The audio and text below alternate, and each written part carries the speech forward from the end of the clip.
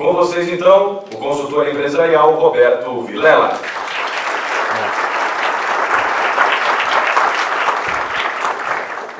Eu falo, e venho falando muitas vezes, que o grande desafio da liderança é saber o momento certo de iluminar a equipe. Iluminar é um negócio bastante complexo, porque cada vez mais essa lâmpada vem passando por um processo de transformação, né? Ela saiu do incandescente, né? Saiu da lamparina, saiu do incandescente e veio para uma lâmpada, um pouco mais sofisticada, né? Que é onde você está utilizando LED, enfim. Mas ainda o propósito dela é o mesmo, é iluminar. E não é diferente com a gente quando a gente pensa da liderança. A liderança vem se atualizando? Sim. A liderança vem precisando utilizar outros recursos? Sim. Mas ela continua ainda com a mesma proposta desde o início. Quer dar direcionamento, quer poder acompanhar o desenvolvimento da sua equipe, quer fazer com que as pessoas evoluam no seu cotidiano, evoluam no seu dia a dia. Isso é o propósito da liderança. Talvez esse propósito, de alguma forma hoje, ele está sendo feito de uma maneira um pouquinho diferente, usando outros recursos, usando outras técnicas, trabalhando de uma maneira mais flexível. Mas o princípio do iluminar continua sendo o mesmo.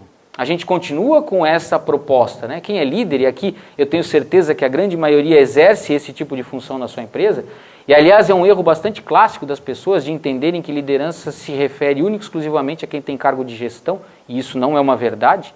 Na realidade, liderança está correlacionada com postura, com posicionamento, com aquilo que o indivíduo se propõe a fazer. E ele pode ou não ter um cargo de gestão dentro da sua empresa.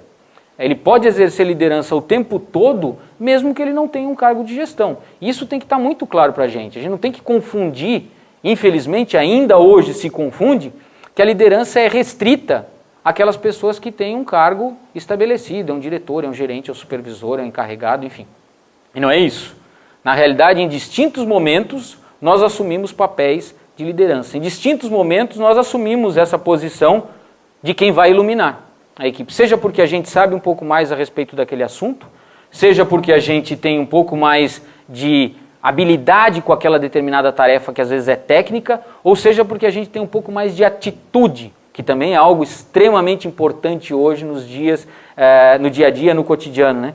Como a gente está com muita tarefa, como a gente está com muita pressa de fazer as coisas o tempo todo, a gente vem confundindo um pouco a liderança com consistência e aquelas pessoas que simplesmente são voluntariosas. Então é interessante também que a gente comece a refletir quem de fato ilumina e quem tem lampejos, né, de luz no seu cotidiano. Que a gente encontra muitas pessoas assim, né, que por conta daquela agitação, o cara faz 4, 5 coisas ao mesmo tempo, o cara se agita todo e a gente olha, porra, esse é o líder perfeito. Esse é o cara que eu sempre quis do meu lado, porque esse cara é muito dinâmico.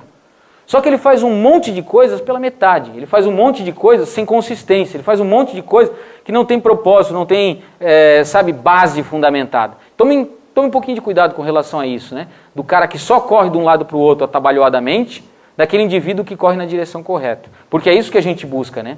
A liderança está correlacionada com direção.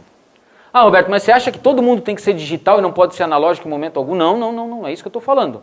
Eu acho que muitas vezes a gente precisa desse misto, né? Ou desse mix entre o analógico e o digital. Por exemplo, eu sou um partidário de algumas questões analógicas, por exemplo, um livro, né? Eu gosto de livro impresso.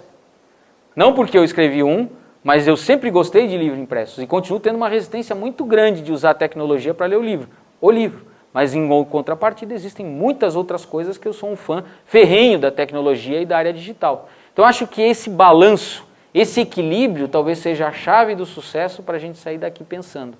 Eu não posso ser analógico em demasia, principalmente com os meus pensamentos enferrujando e sendo ultrapassados em alguns conceitos, né? Ah, eu não posso permitir que use telefone celular dentro da empresa, eu não posso permitir que façam determinadas coisas dentro da minha empresa, eu não posso permitir que as pessoas, de repente, tenham um horário flexível. A gente começa a perceber que em muitos dos casos, por conta dessa linha analógica em demasia, a gente começa a perder talentos.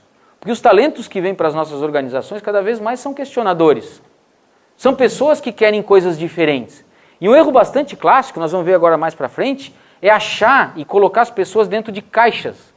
Ah, o pessoal da geração X tem essas características, Baby Boomer tem essas características, geração Y tem essas características, Millennials são assim, Z são assim. Pessoal, hoje é um grande mix. Cada vez mais, trabalhar em comunidade é primordial. E aliás, isso é uma coisa bastante interessante, porque muitas das empresas que eu faço consultoria, na área de negócios e tal, eu percebo resistências de algumas áreas, né, de alguns departamentos, porque ainda trabalha dentro do modelo departamental, de você quebrar paredes, né, de você trabalhar numa linha disruptiva, que nós vamos falar depois mais pra frente, e dizer assim, vamos ficar todo mundo junto aqui, vamos ouvir o que o cara está falando.